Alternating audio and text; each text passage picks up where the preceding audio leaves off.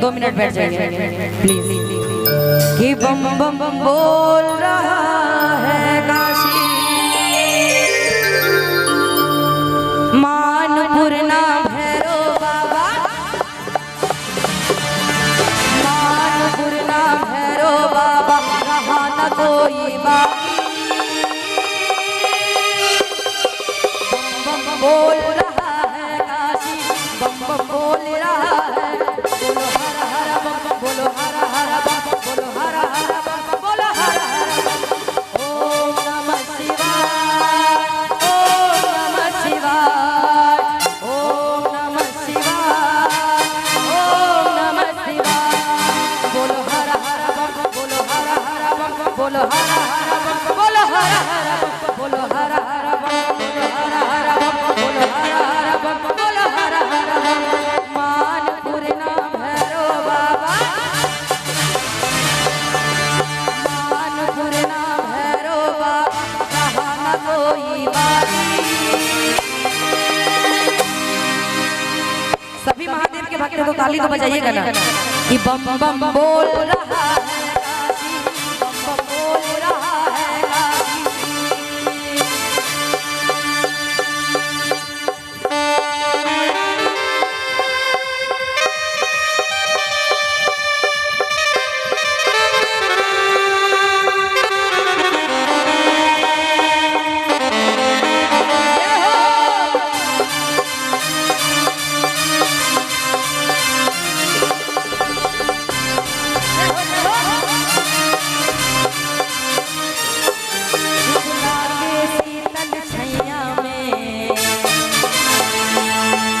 दुर्गा जी के अंगनैया में, के शीतल छैया में, दुर्गा जी के अंगनैया में। अजी सभे लगावे बन के इनके मंगनैया में। गंगा की पवन धारा और सन्यासी, बम बम बोल रहा है काशी, बोल रहा है। बोलो हर हर बम बम, बोलो हर हर बम बम, बोलो हर हर बम बम, बोलो हर हर बम बम। ओम नमः शिवाय, ओम नमः शिवाय, ओम नमः शिवाय, ओम नमः शिवाय।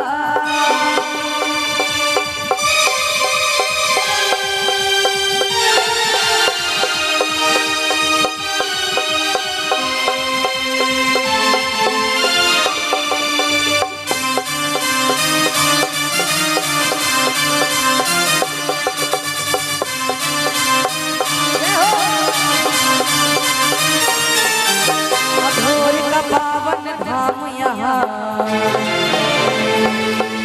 जन जन के गौतम राम यहाँ।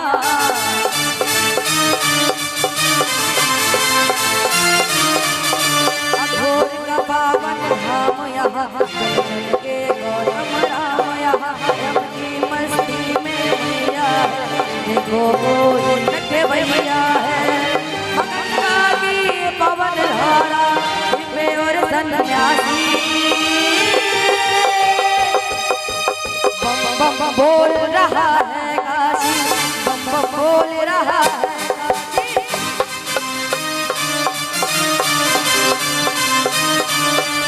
बोलो हर हर बम, बोलो हर हर बम, बोलो हर हर बम, बोलो हर हर बम।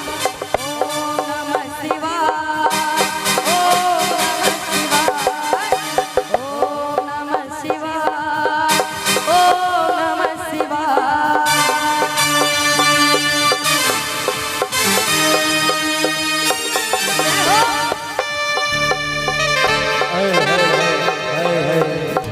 और हमारे दादाजी आगे हैं। दादाजी अब हम लोग